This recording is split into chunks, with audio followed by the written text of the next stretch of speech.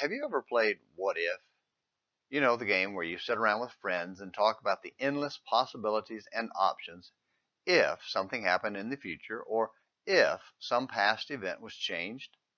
If we let our minds run free, we can come up with all kinds of practical and impractical possibilities.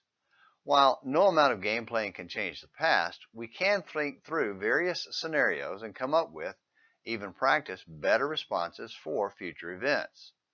For such a short word, if, is very powerful because it speaks volumes about the human potential.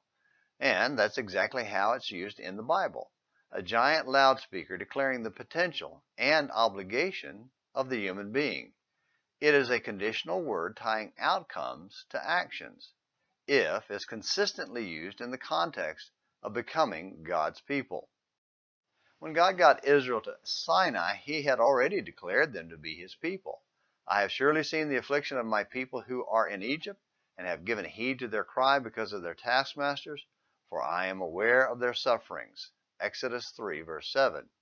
Yet at Sinai he said that there was a condition to becoming his people: obedience. Speaking to Moses, God said, "Tell Israel, now then, if you will obey my voice and keep my covenant, then you shall be my own possession among all the peoples.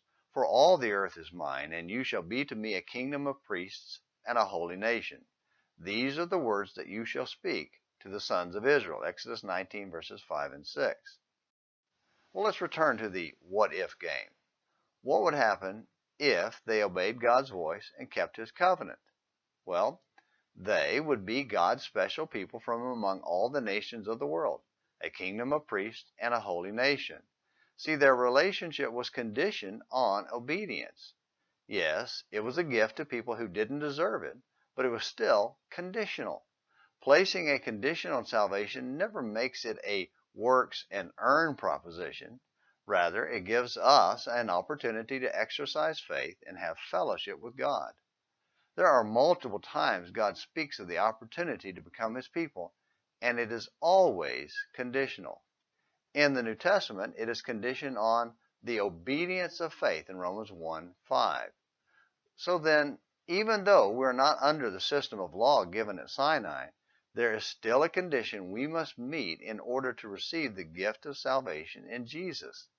The question is not, is there an if in salvation? No, the question is, what happens if I reject it?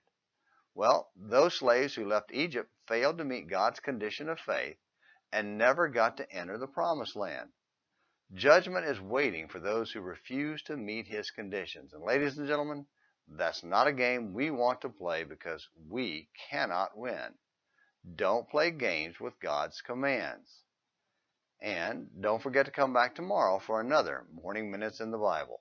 Until then, I'm James McClenny, hoping you have a great day.